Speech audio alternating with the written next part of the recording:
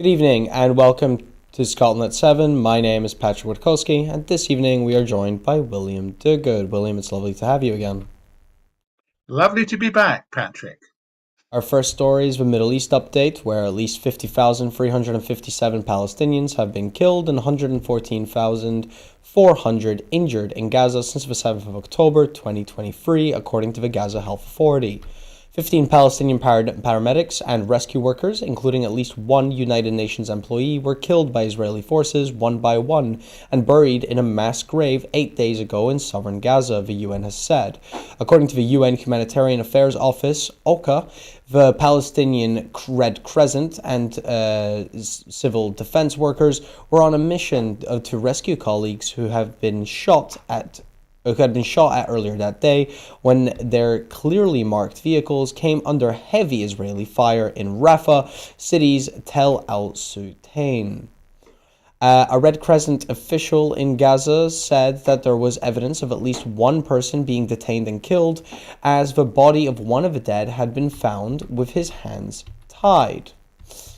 Felipe Lazzarini, the head of the UN Relief Agency for Palestinian Refugees, UNRWA, said that one of its employees was among the dead found in Rafah. The United Arab Emirates today sentenced 3 people to death for the murder of an Israeli Moldovan rabbi who was killed in November, state news agency WAM reported. The Israeli military issued sweeping evacuation orders covering most of the southern city of Rafah in the Gaza Strip on Monday morning. Earlier this month, Israel ended a ceasefire and renewed its air and ground war against the Hamas militant group. Israel has launched a major operation in Rafah on the border with Egypt last May, leaving large parts of it in ruins. A senior Hamas official on Monday called on supporters worldwide to pick up weapons and fight U.S. President Donald Trump's plan to relocate more than 2 million Palestinians in Gaza to neighboring countries such as Egypt and Jordan. The EU wants a resumption of negotiations between Israel and Hamas, as it is the only way forward, a EU spokesperson said today. Israeli Prime Minister Benjamin Netanyahu picked former Navy Commander Eli Sharvit to head the Domestic Security Agency. His office said on Monday, despite the Supreme Court freezing the dismissal of the current Shin Bet chief, Ronen Bar. The Israeli military said on Monday that an inquiry had found that on the 23rd of March, troops opened fire on a group of vehicles that included ambulances and fire trucks. Associated Press are just reporting that Israeli police have arrested 2 suspects linked to the investigation into ties between Qatar and Benjamin Netanyahu. The case is under a sweeping gag order, and police did not name the suspects in their announcements on Monday. Critics who opposed Ronen Bar's dismissal on Shin Bet's chief in court said its timing raised concern that it was meant to scupper an ongoing investigation announced into possible links between aides to Benjamin Netanyahu and Qatar. Iran has responded to a letter by the US President Donald Trump where he wrote to its supreme leader in an attempt to jumpstart talks over Tehran's rapidly advancing nuclear program, rejecting the option of direct talks. William, passing over to you. We've got a few different angles on our little Middle East debate here, in a Middle East update here. What do you make of it, and what are some key points here that you think are worth discussing? Well, the standout point is that we are right back into full-scale onslaught. The 15 Palestinian paramedics are the standout story for me. It looks very much as if they were systematically targeted, and that is quite simply a war crime. But I don't think people are worrying too much about war crimes in the high capitals of the power brokers anymore. And it's unlikely that it'll be anything more than just another of the many, many atrocities that have happened that we're looking back on in days and years to come. It's very, very depressing to see that we're right back into what was the situation before the ceasefire. There was never really, I think, much hope that the ceasefire would last. It was always fragile. But for it to be so comprehensively upended, when negotiation now is the only way out of this, um, the ethnic cleansing of Gaza is not an option, whatever Trump may think about his tremendous Riviera that he wants to build. And we really need to get people back talking again. And it strikes me from some of the final things that you were saying there, Patryk, that one of the aspects of this is that Netanyahu has a continuing interest in continuing the conflict, because that is most likely to prevent him getting into trouble with the law for things he's done. And so, again, I always say this, I don't see a short term or possibly even a medium term end to this. But the world needs to see it, because there are too many of these points where people are now suffering ludicrously, both here and, as we'll learn in a minute, out in Ukraine. And the world is in a very dark place, and we need to find a way out of it. That's right, William, and more darkness to come as we move on to our Ukraine update of this day 1132 of the conflict arises. China and India could be affected if Donald Trump introduces tariffs of 25 to 50% against countries buying Russian oil, analysts and officials have suggested. The US president told NBC he would impose such measures within a month, saying, "If a deal isn't made, and if I think it was Russia's fault," as he vented frustration at Vladimir Putin's delaying tactics and attempting to discredit Volodymyr Zelensky, the Ukrainian president. Some countries, including China and India, are not participating in anti-war sanctions against Russian oil. Secondary sanctions or tariffs imposed directly on them by the US could further limit Putin's access to oil revenue to fund the war. While not joining the international sanctions against Russia, China has been wary about breaching them in case it attracts secondary penalties. Just a moment. Russian oil.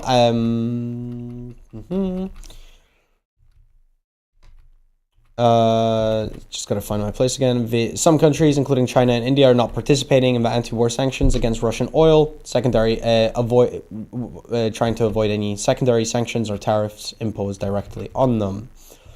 While not joining, some Chinese banks, for example, have curtailed dealings with Russian companies for fear of being barred from the international banking system. UBS analyst Giovanni Staunovo said that targeting buyers, as Trump has done with Venezuela's oil, could affect China and India. India has surpassed China to become the biggest buyer of seaborne Russian crude oil, which comprised about 35% of India's total crude imports in 2024.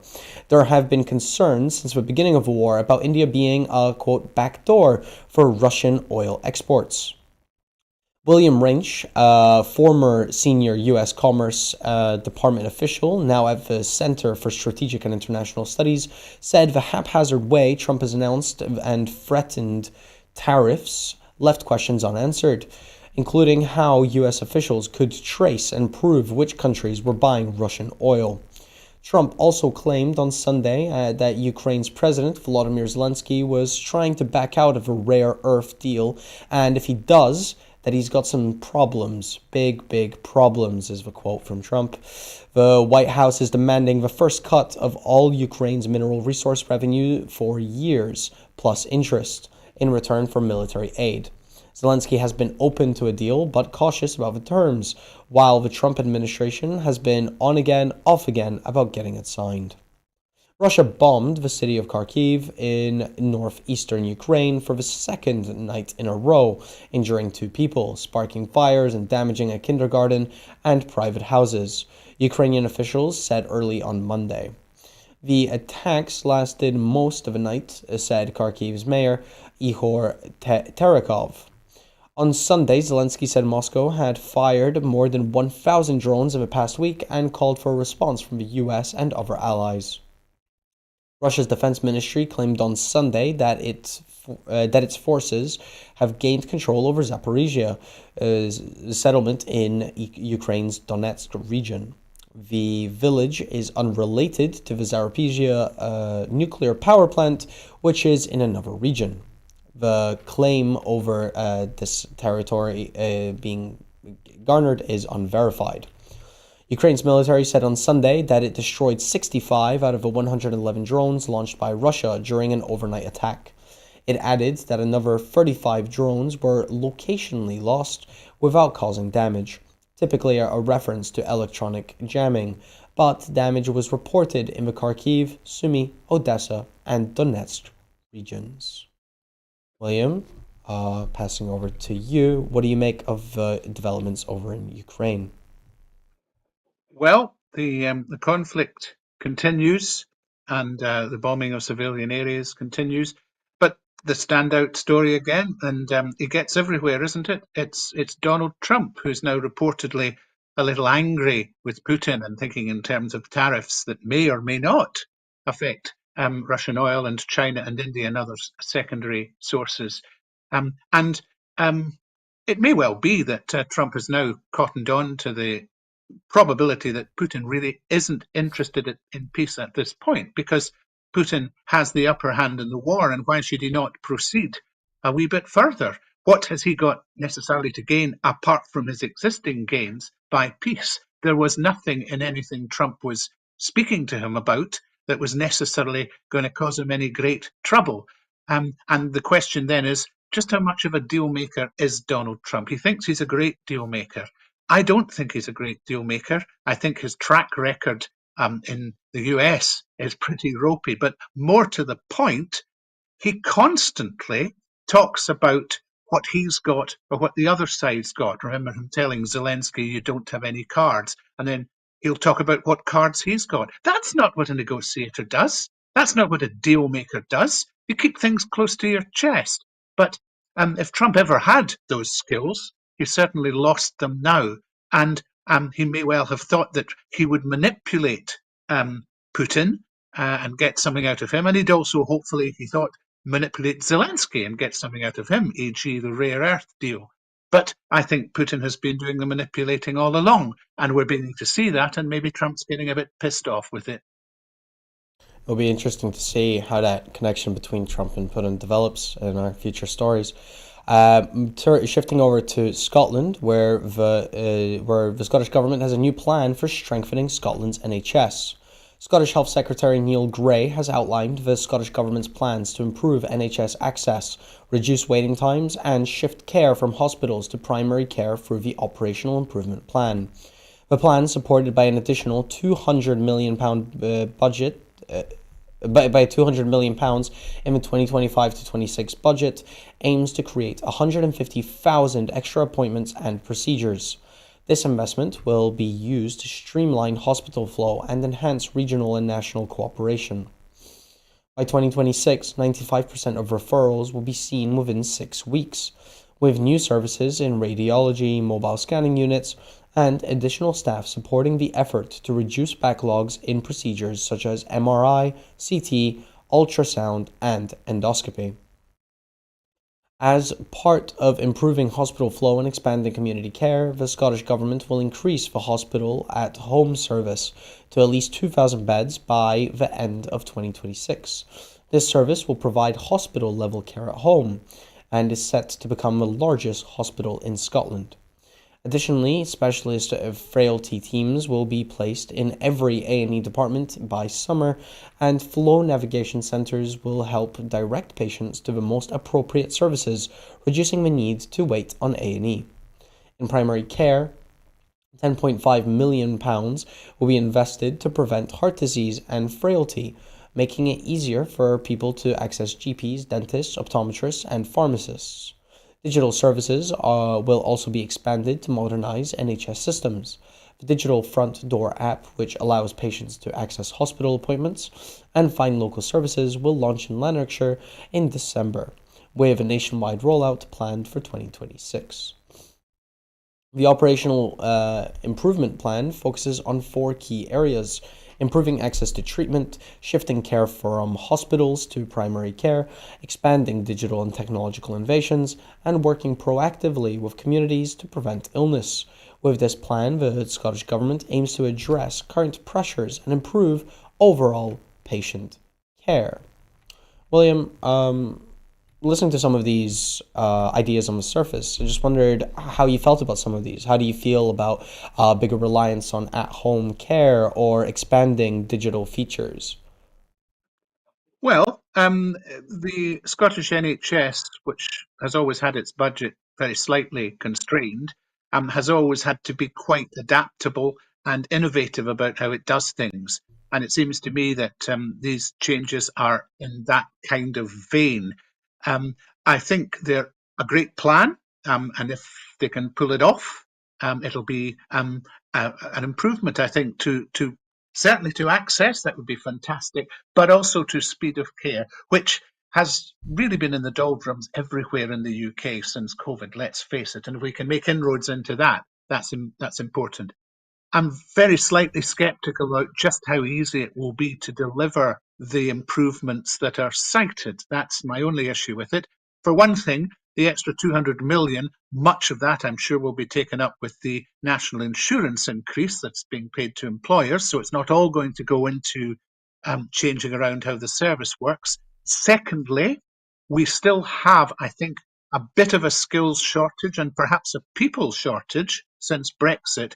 And if you're going to make something like hospital at home work, and indeed to be the biggest hospital in Scotland, you're going to need a lot of staff. You aren't going to be able to run that remotely. And there are sometimes advantages in having everything in the one building to bring people to, rather than getting it to where people are. Obviously, if you can resource it, it'll work great, and it will be a good thing, because going to hospital is fairly disruptive for people. But I just have my doubts about just how deliverable it will all be in an increasingly volatile world economy with all sorts of uncertainties. And Rachel Reeves always at the ready to do something with her budget in a little while that we don't perhaps expect. But I wish it well, because I think it's well intentioned, and I think, as I say, if they do pull it off, it'll be well worth the effort. Thank you, William. For our next story, Marine Le Pen has been found guilty of embezzling European funds. The French far-right leader, Marine Le Pen, has been barred from running for president in 2027 after being convicted of embezzling European Parliament funds, marking a significant legal setback for the leader of a national rally. The court found that Le Pen and her party had orchestrated a large-scale scheme between 2004 and 2016, using European taxpayer money intended for parliamentary assistance to instead pay party workers in France.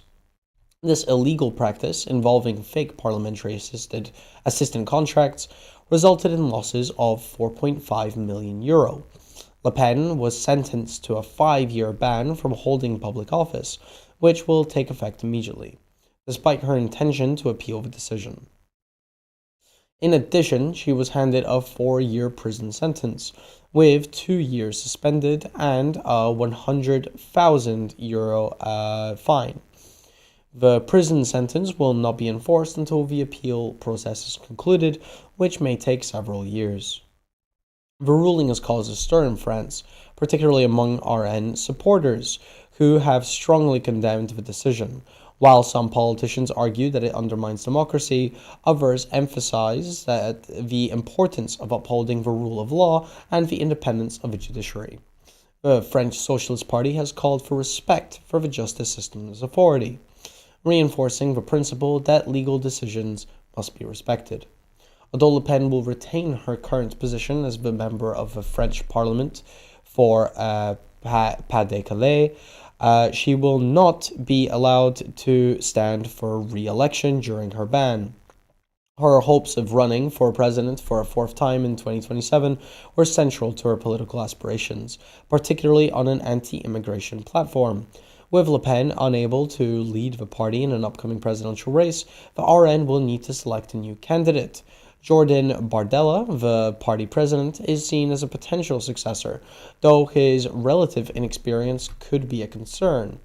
This case underscores the importance placed by the EU on the rule of law and the transparency and accountability in public office. William, what do you make of this decision for Le Pen to be barred from standing, and how big of an effect do you think this has on National Rally? How much of a National Rally's message is dependent on Le Pen being the face of it? Well, as far as I can tell, it's a pretty straight down the road legal decision. It's not as if she's being singled out. The law under which she's been prosecuted existed well before she was around, and therefore, I don't think there's any manifest unfairness in what the court has done. I know, though, there are some misgivings about, particularly the ban, even from some of our opponents, and part of the reason for that may be that the effect on RN and on the right wing in France may be actually that they gain support, because what they're going to play very much is the victim card, I suspect. And so Jordan Bardella is only 29. He isn't obviously the future. In fact, it was difficult to see the future of RN at all without a Le Pen around, either Marine Le Pen or her father. But now they may have to look at that, because there won't be time for her to appeal before it's necessary for her to do what she needs to do to run in the election. But I do think it could rebound. It could actually lead to more support for National Rally. And we've seen this also in this country, where the way reform has suddenly got going despite all efforts to stop it. And also, just with the rise of the right wing elsewhere in Europe, I think the big thing, though, is the sense of potential victimhood. Now, Marine Le Pen is going to be making a statement roundabout now, and it'll be interesting to see what she says, and it'll be interesting to see what the party says, and also how it then reflects in the polls. And that's really the important thing. So this is by no means done, even though I think Marine Le Pen is out of the race in 2027. Politically, it could just be the start of something bigger. So we will have to wait and see. Thank you again, William Duguid. Moving on to our next story, where the UK is preparing for a hit of new Trump tariffs. UK ministers are bracing for additional tariffs when US President Donald Trump unveils new trade barriers on the 2nd of April as part of what he has called Liberation Day. Negotiations between UK officials and the Trump administration have intensified in recent weeks, with the UK seeking to avoid inclusion in Trump's upcoming tariff measures.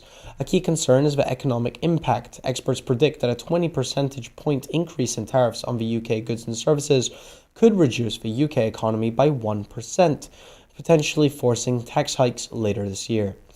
The focus of discussions has been on securing a trade deal centered on technology to shield the UK from the worst of the tariffs, with Business Secretary Jonathan Reynolds leading talks. However, UK officials are reportedly pessimistic about reaching an agreement before Trump's announcement. Despite this, negotiations will continue in an attempt to mitigate the damage should the tariffs go ahead. Trump's plan includes a 25% tariff on car imports, which would particularly affect British car makers like Bentley and Aston Martin. Although the details of the tariffs remain unclear, the US president has framed the move as reciprocal against trading partners worldwide. UK negotiators have been in talks with their US counterparts to finalize a deal that could exempt the UK from the heaviest tariffs, with ministers even offering to drop UK's digital services tax, which targets large US tech companies. Despite these efforts, officials remain uncertain about securing a deal in time, with some suggesting that the UK may have to accept the tariffs before any agreement could be reached. The UK government has avoided committing to retaliatory tariffs, fearing it could jeopardize future trade deals. William, I'm sure this is a question that you've expected and probably I think I've heard of a lot. Where is this going to end up? We're in a constant flux with a lot of these different deals and a lot of these different offerings. Where are we going to end up, and how would it affect us? I think they're bound to affect us, because the tariffs that are going to be announced on Wednesday, whether we're directly affected or not, are going to have a severe impact on the world economy until it adjusts. And I don't see how we can escape that. So, irrespective of whether it affects the UK, I think we're going to have a problem with maintaining any sort of growth. And of course, growth is the great mantra of Rachel Reeves. I don't think she's going to get it. And I think for that reason, as well as the others we already heard last week, she's going to be putting up taxes in her budget later in the year. How long the tariffs will last when the effect of them becomes clear is perhaps another thing, because I do think there will be a fairly severe effect, and most countries will reciprocate. Of course, they will. Um, the UK is still hanging on to this idea of let's see if we can talk to this guy and let's get something worked out. I don't believe that's necessarily a good strategy. And uh, amongst those who don't are a former ambassador to the US, Kim Darroch, who says, don't give Trump wins. For example, don't drop the digital services tax, which would get you 1.1 billion in. Don't try and win him over with that, because he's only going to shaft you later. That's how it works. And the best hope for the world is that the tariffs turn out to be so obviously disastrous that Trump is forced to reverse them in some way. But in this chaotic scene, who knows what's going to happen? I feel all the time on this show now I'm predicting the future, and it's getting harder and harder to do so. Right. Before we move on, we've spoken a few times on the show about how Rachel Reeves may have been a bit constrained by fiscal rules or financial rules that she outset on the campaign trail, and they may have led to certain decisions for better or for worse in the budget. Do you think that events like this emerging trade war, emerging tariff war, may give Rachel Reeves an excuse to massively change up the financial plans of the Labour government? They may do, but nothing has so far. Now, the fiscal rules are self imposed. If we were going through something like, for example, the COVID outbreak, what fiscal rules there were at the time were bent quite obviously. We had quantitative easing and the printing of money. We had increased borrowing because it was necessary to get through a crisis. Now, of course, there may be crisis after crisis after crisis, and things get harder and harder. But there must come a point, you would think, at which the fiscal rules have to be binned or at least temporarily sidelined, because otherwise they will drag you to perdition. And this is one of the big things that could do that. We don't know for sure what all the effects will be, and I'm not sure Rachel Reeves is into having an excuse to do it. She may be forced into it because Hmm. the consequences of sticking to the fiscal rules may be infinitely worse than breaking them. Thank you, William. For our next story, the Wood Group admit cultural failings after withholding figures from auditors.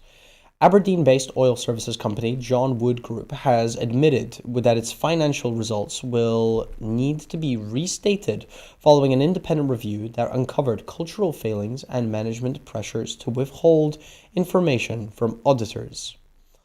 The review conducted by Deloitte revealed material weaknesses in the company's financial practices, particularly in its projects division. These issues have led to the need for restating financial results for 2022, 2023, and 2024, with profits expected to be lower than previously reported.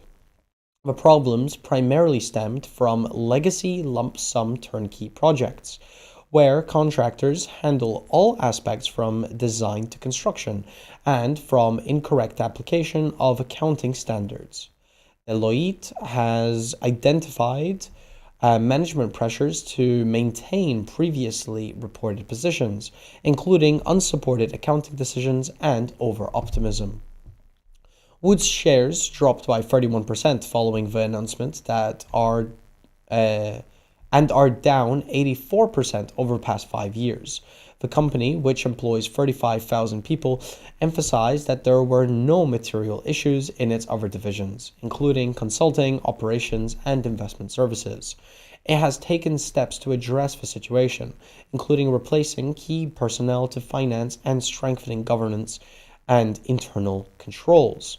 However, the delay in completing The audit could result in the company's 2024 accounts not being published by the 30th of April deadline, leading to the suspension of its shares.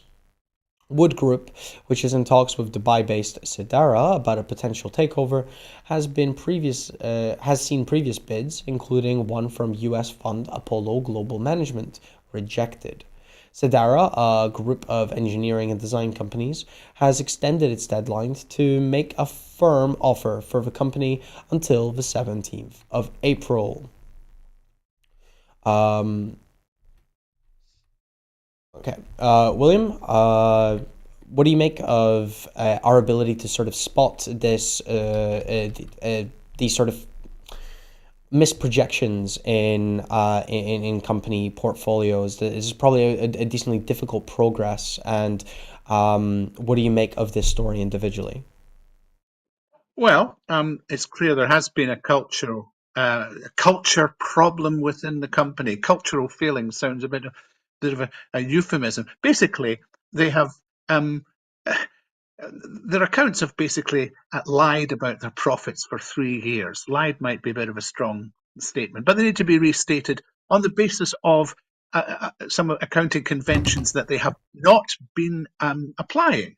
And people have been saying, well, we don't we don't like these figures because they don't actually reflect reality, and management has been hitting them hard. That's bad. Inappropriate management pressure to come out with basically results that will continue to keep your shares artificially buoyed up. So this is, I think, actually fairly serious for John Wood Group, even if it is only one division. It's a hell of a thing to be restating 3 years' profits, and more heads should roll than the people who already have.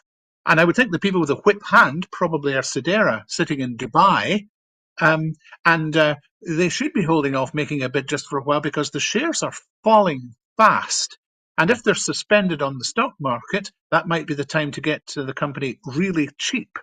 And that is an indication, it seems to me, of the consequence of slack management. And I'm, I'm finding it difficult to feel any great sympathy for it because it's other companies have gone by the rules as far as accounting is concerned.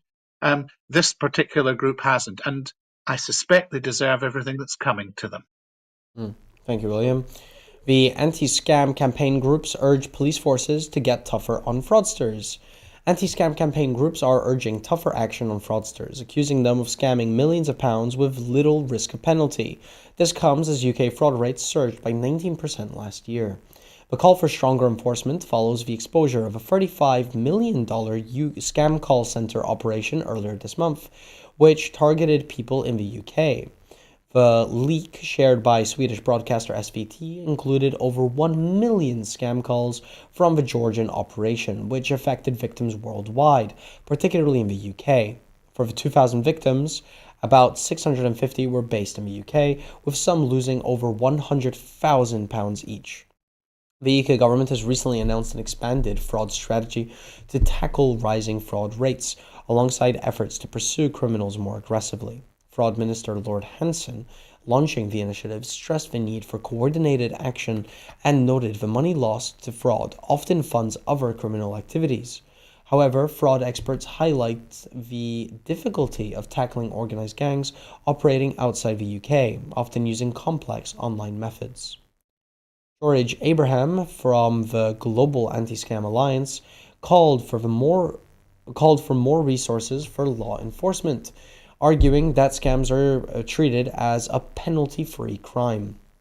Consumer protection campaigners which is Rocio Concha, also emphasized the need for businesses, police, and government agencies to share information and prevent scams at their source. Despite efforts from Georgian authorities to investigate the operation, it remains unclear whether the UK's National Crime Agency or the City of London Police is working with international partners to assist in the inquiry. The lack of cross-border collaboration raises concerns over the effectiveness of global enforcement in addressing the social and economic harm caused by such fraud operations. William, obviously a pretty difficult issue, seeing that it is taking place over phone, over the internet, which means that the people calling could be calling from anywhere and through any sort of layered or encrypted connection. What would you say are some of the methods that you'd consider governments or agencies looking into tackling this sort of fraud? Well, fraud is an international issue, as you just identified, and is perfectly obvious from the really big one, the $35 million scam emanating out of Georgia, that had 652 out of 2,000 victims were in the UK, and some of them lost 100,000 quid at the absolute peak. And that's an example where absolutely the international law enforcement agencies have to work together. um, the big problem always is in one country or in many countries is resourcing, and certainly that's a problem in the UK. That might be one reason why the National Crime Agency and the City of London Police are being so tight-lipped about whether they're working properly with the international agencies, because I suspect they're not. And one of the reasons they're not is because they just don't have the resources to do it properly. And it's always a case of the scammers are one step ahead of you, and then you catch up, and then they get ahead, and so it goes. It's like an arms race, and it's a resources race as well.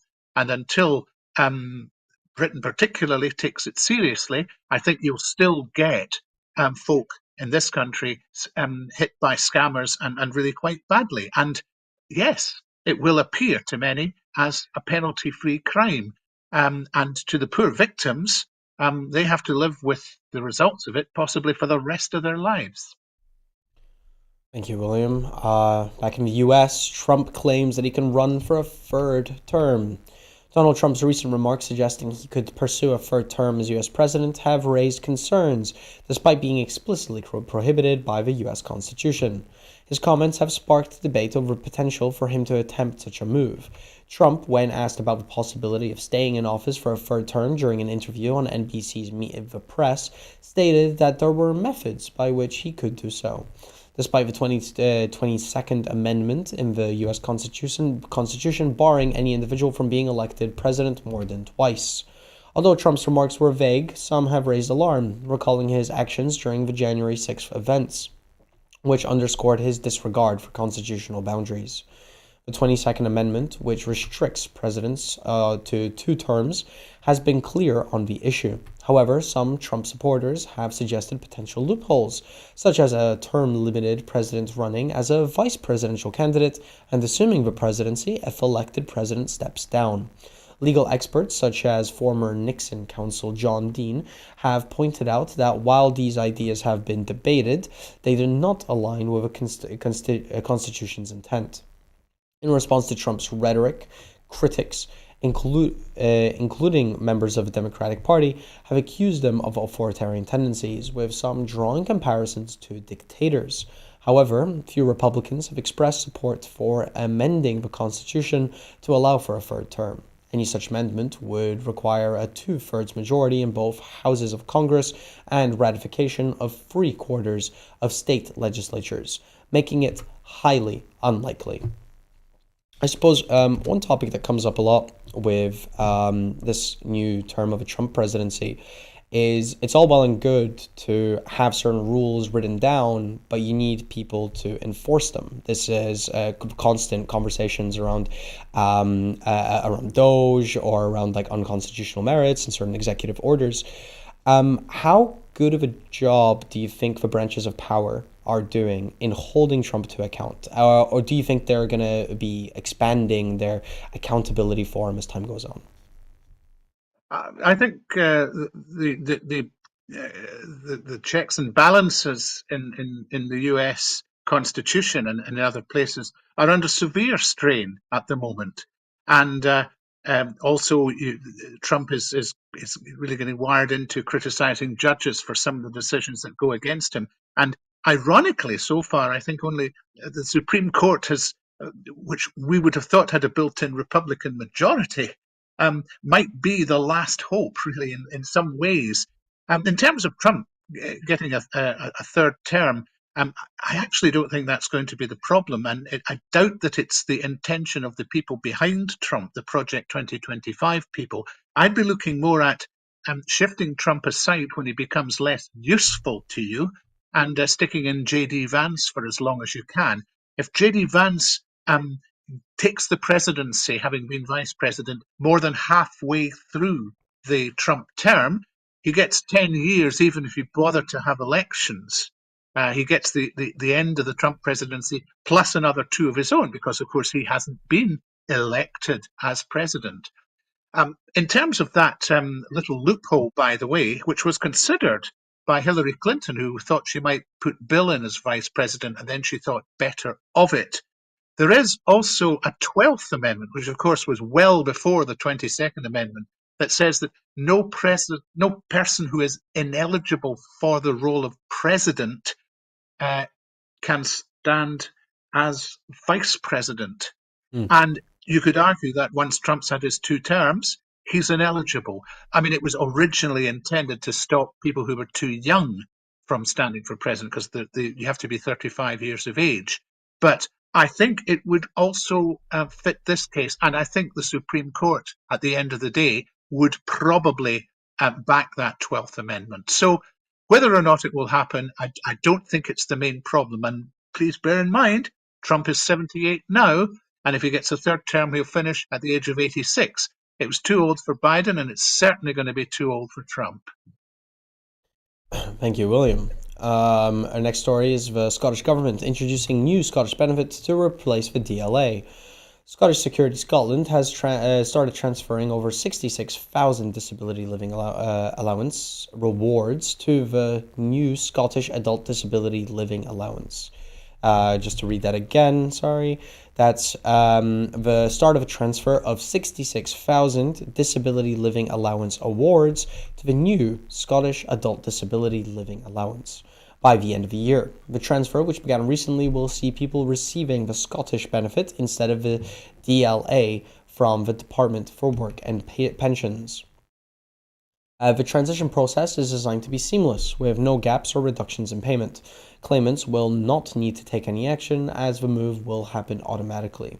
Social Security Scotland will notify people about the transfers by sending letters, one when the move begins and another when it's completed. The transfer process is expected to take between 4 to 8 weeks.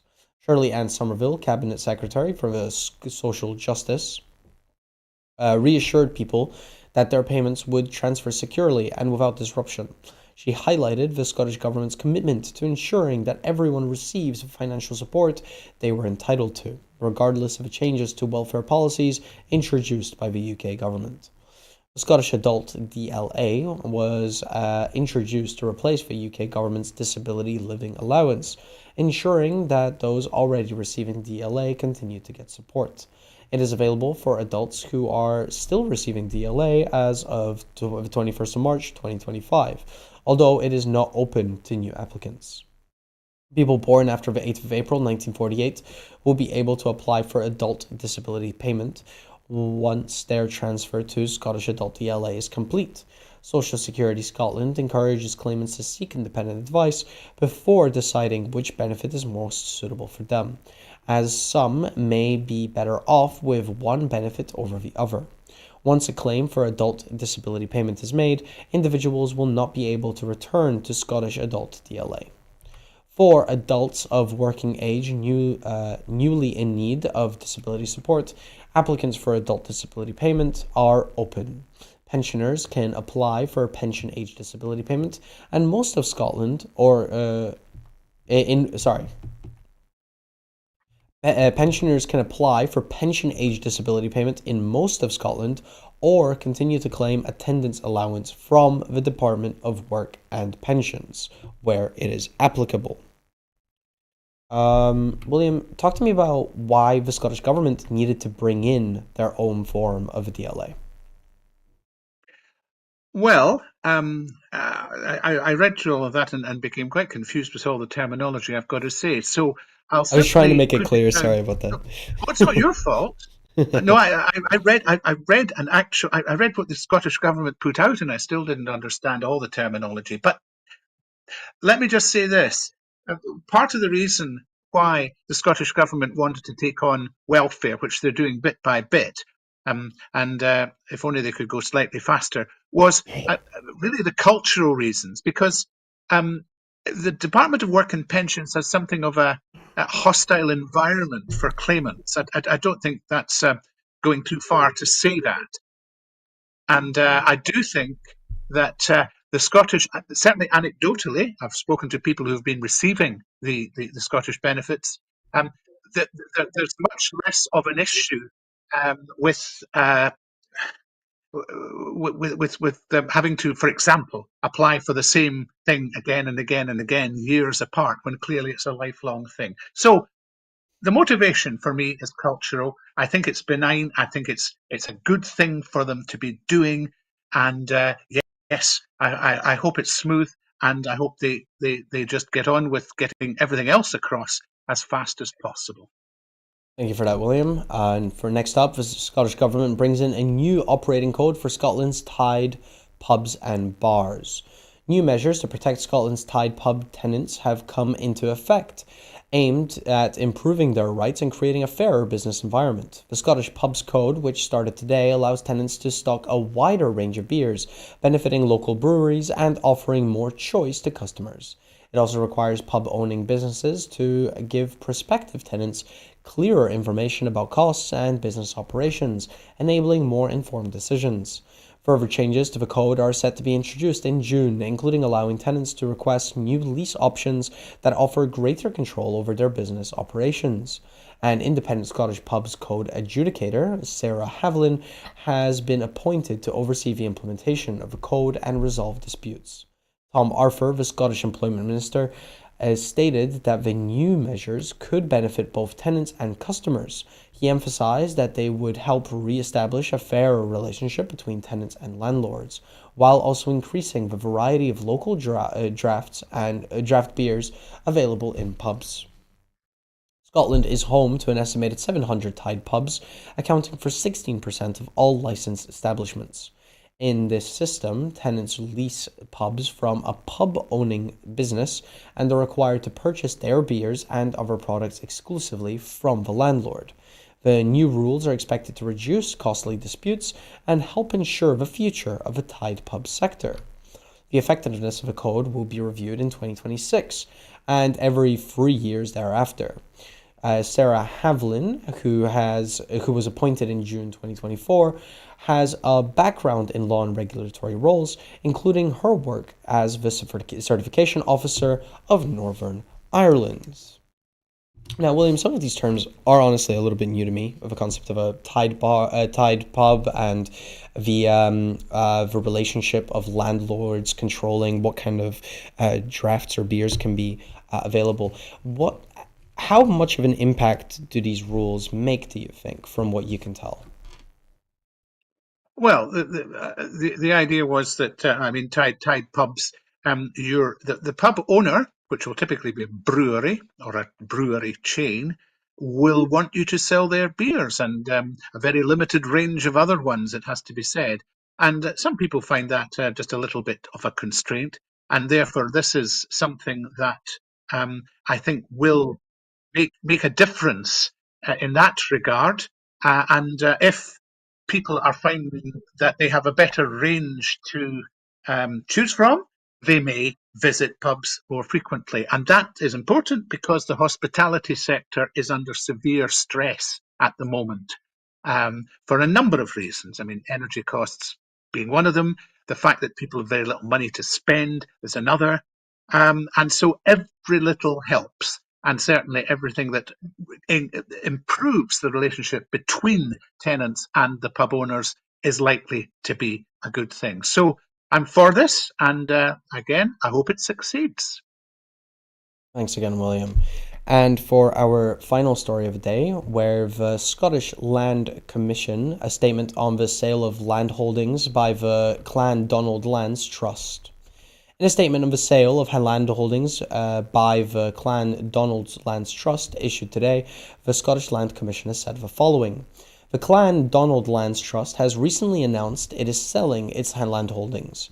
Since then, the Scottish Land Commission has heard from the local community council and other groups in Sleat who are looking for advice and support. When large areas of land changes hands, we encourage the seller to engage directly with local communities in advance. While there is currently no legal requirement for sellers to do this, it should be considered responsible practice. It gives communities a chance to understand what the sale could mean for their area, consider community ownership of all or part of the holdings, or share future ambitions that can inform the sale. This hasn't happened in this case, meaning the community groups are having to react quickly, without the time or information they could ideally have. Given the significance of land holdings and its future ownership to all who live and work there, we urge the seller to take sufficient time to engage with the community and enable them to properly explore their options. Landowners who build strong relationships with their local communities can more easily navigate any big changes taking place. Talking to communities during changes like this isn't just good practice, it builds trust, reflects local priorities, and ensures long-term public benefit. Of course, the Land Reform Bill currently being considered by the Scottish Parliament includes a requirement for large land holdings to give prior notification of intention to sell. That was the quote coming from the spokesperson for the clan whose name is slipping my mind right now. Oh, that's the clan of Donald Land's Trust. Donald Land's Trust, that's correct. It's probably the Scottish SLC. Oh, Anyway, actually, yeah, William. If any clarifications that you may have here, and also yeah. any comment from you, please. It's not just a quote. At the minute, the bill that's going through Parliament does include the necessity to forewarn and engage with the community. And that, apart from the fact that that makes sense and hasn't been done in this case, I've got a lot of niggles with the Land Reform Bill not going far enough, but that is one area that I would support. And for too many years, what happens to the place you live in terms of the owners and what they do with it is just something that's done to you. And that needs to stop. People need more control. I would like the Land Reform Bill to go much, much further. But in this particular case, I think the Scottish Land Commission is absolutely right to speak out against this. It does make perfect sense to engage with your community. It means you'll probably get a better sale from it to a new owner who's more likely to do something for the long-term public benefit, and that's important. So hats off, Scottish Land Commissioners. I hope I explained it a wee bit, but there we are. Yeah.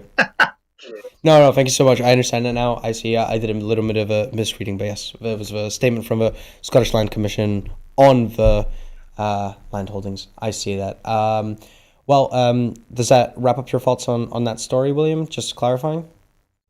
I think pretty well. Yes, there's not really much more to say, to be honest. Brilliant. Well, sorry that you also had to explain to me, but maybe somebody in the audience also needed the explanation. So it's all good in the end. And that will be wrapping us up for Scotland at 7 today. Before I go, I want to remind you that at Broadcasting Scotland, we depend on the generosity of our supporters. To everyone who has donated and to everyone who has signed up to make a regular monthly payment, thank you very much. We were £16,000 short of our funding requirements in 2024, which left us short of the money we need to pay our bills. We face costs of £4,000 every month, but unfortunately only receive donations of £2,500. We have raised over £7,500 this year so far, but we need to urgently raise the £40,000 to pay our immediate bills now. Our programs will always be free to view. However, if that's 4,000. We need to raise 4,000. 40,000 would have been really bad. Did I misread that? I did misread that. That is 4,000. That's just bad eyes on me. That's 4,000 that we need to raise for our bills, for our immediate bills right now. Our programs will always be free to view. However, if you can afford the £5 a month, please consider becoming a Broadcasting Scotland supporter, and please donate whatever you can afford. Thank you again to William Duguid for being with us today. It was great having you. Thanks for having me. And goodbye to our listeners and watchers, and thank you for watching.